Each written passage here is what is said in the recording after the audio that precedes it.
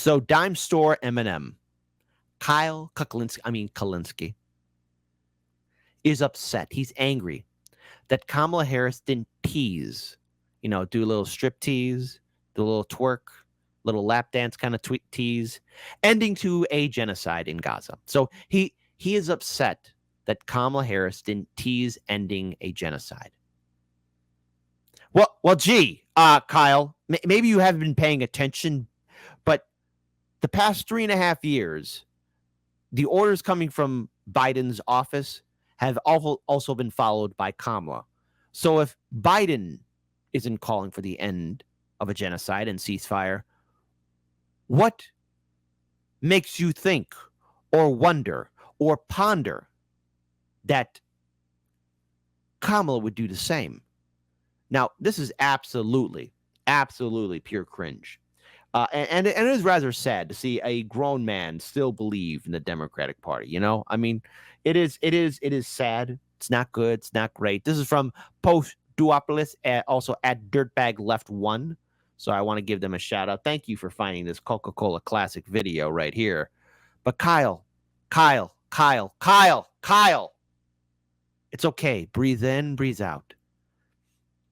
If you were at the strip club, just remember, buddy, she's not into you. She's just doing her job. And Kamala, being the great tease that she is for Democratic voters, don't worry. You're not going to get anything. She's just doing her job.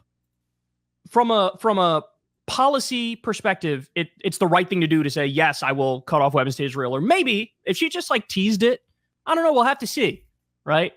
If she just did that, I think that'd be enough where everybody's like, okay, but she didn't do that. She basically said, no, I'm not going to change policy vis-a-vis Israel. Well, then look, you are effectively aiding and abetting a genocide.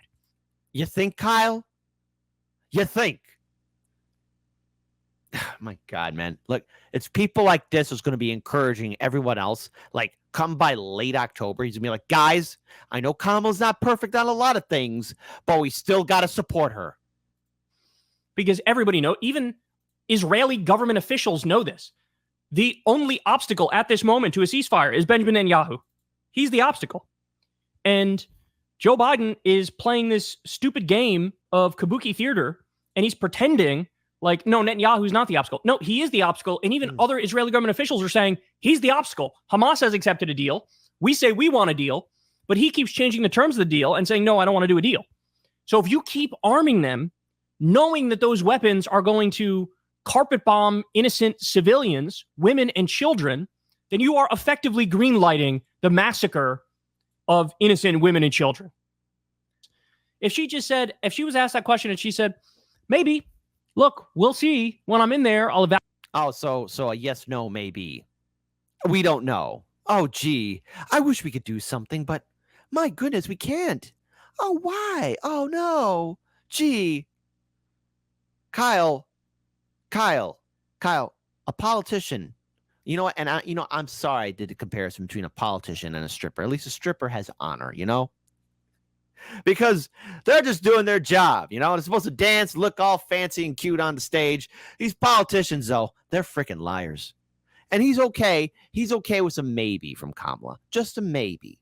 Just maybe. Look, it's like he's begging. Innocent women. It's like he's begging. Please, please, pretty please, because I look like a clown on my show. That's what Kyle's saying. Kyle, how far you have fallen. Greenlighting the massacre of innocent women and children. If she was asked that question and she said, maybe, look, we'll see when I'm in there, I'll evaluate all the facts and where we're at that moment. And maybe, we have over 40,000 Palestinians killed, 90% civilians at some 200,000 point. We need to stop incentivizing Netanyahu killing civilians, which they're clearly doing on purpose. Maybe I'll cut off the weapons. We'll see. But no, she couldn't do it. She couldn't do it. Again, 100% certain. This dude is going to tell you, we got to support Kamala. We have to support Kamala. We have to support her. Look, I want to play this video from Caitlin Johnstone. Yeah, because I know after sitting through Kyle, one has to wonder just what the hell is going on. So shout out again to Caitlin Johnstone. There is no argument for supporting Israel that's both logical and moral. It's wild when you realize that nobody can actually articulate a reason why Israel should be supported that is both logically coherent and morally defensible. Westerners grow up being indoctrinated with the understanding that this tiny country in the Middle East is super duper important and needs to be supported and defended at all costs. But if you examine the reasons given for why this is so as an adult, you find that none of them really hold water. Israel is the only place where Jews can be safe. This is clearly false. A Jewish person in New York City is self-evidently much, much safer than a Jewish person in Tel Aviv. Forcefully creating a brand new apartheid ethno-state dropped on top of a pre-existing civilization naturally means that Israel can only ever exist in perpetual violence, which places everyone who lives there in danger. The Jews deserve a homeland. Why? Why does any religion deserve to have a country of their own where members of that religion are in charge of everyone else and receive preferential treatment? There are more Mormons in the world than Jews, and they don't have their own country. There are more Sikhs in the world than Jews, and they don't have their own country. There's no logically coherent reason why every religion should have its own nation state. And there's no logically coherent reason why such a principle should apply to Jews but not to Scientologists. Israel is the only liberal democracy in the Middle East. This one's just silly. A genocidal apartheid regime which actively disenfranchises and abuses the Palestinian population is the exact opposite of liberal and democratic. But even if that was not the case, there is no logically coherent and morally defensible reason why any given religion should have a representative of a particular political ideology in it, no matter how many people need to be murdered and oppressed to make it so. I support Israel's existence, but I oppose the mistreatment of Palestinians.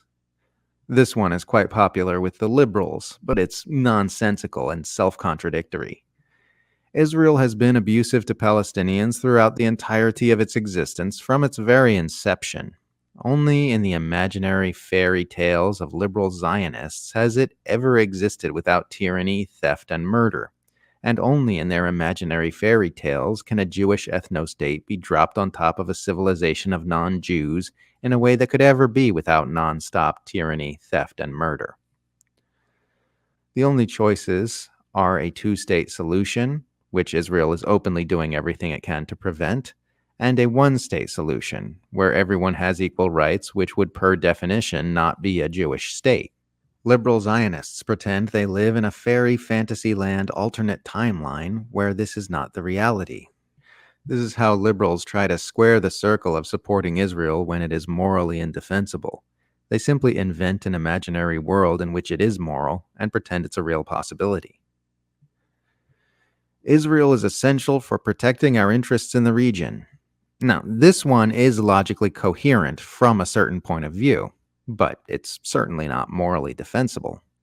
There's not even any logically coherent reason for any normal Westerner to say that Israel protects our interests in the Middle East. It is only logically coherent for the managers of the Western Empire to say that helping Israel wage the nonstop violent force necessary for its existence helps sow the chaos, tyranny, destabilization, and division necessary to ensure their geostrategic dominance of a resource-rich region and keep Middle Eastern nations from uniting into a superpower bloc who use their resources to advance their own interests around the world. Contrary to what some people believe, Israel isn't responsible for the existence of Western warmongering. Western warmongering is responsible for the existence of Israel. If there wasn't an Israel, they'd just invent another excuse to maintain a military presence in the Middle East and keep sowing violence and chaos. Biden himself has acknowledged this, saying, "Were there not an Israel, the United States would have to invent an Israel to protect her interests in the region." So from that perspective, it does make logical sense to say that the Western Empire would have a harder time advancing its unipolarist objectives on the world stage without a destabilizing agent whose existence is wholly dependent upon constant Western backing. And if you really want to go whole hog in siding with the imperialists' reasoning for supporting Israel, You can also argue that Israel provides the perfect narrative cover for maintaining a military presence in the Middle East. For many years, the final debate-ending argument against Western military withdrawal from the Middle East has been that it would ensure Israel's destruction, because Israel's neighbors would simply eliminate it without the deterrence of the U.S. war machine there to protect it. And if you take it as a given that Israel must continue to exist in its present iteration, it really is a debate-ending argument. If you take it as a given that Israel must be permitted to exist as an apartheid ethno-state which was artificially forced into existence in the mid-20th century, then of course there is no way it can exist without nonstop violence. I want to pause right here, which again, please support Catelyn Johnson. She has done some phenomenal work as a writer, as a commentator, as a journalist. And, when we look at the crisis that's happening to the people of Gaza and to the West Bank, we are witnessing the full destruction of a people. And this has been ongoing. The onslaught is going to still continue on. There are diseases running rampant. Men, women, children are starving. People are dying. People are getting shot at. People are getting blown up. And already we're seeing Netanyahu continue these ongoing assaults towards the people in Gaza. And it's not going to end. And as it stands right now, 6 of the hostages have been killed. There's a couple more of them still there. Now, last I checked, since October 7th, I mean, the only thing that corporate media has been talking about is getting those hostages home. How? And, hey, okay, 6 confirmed deceased, dead. Horrific.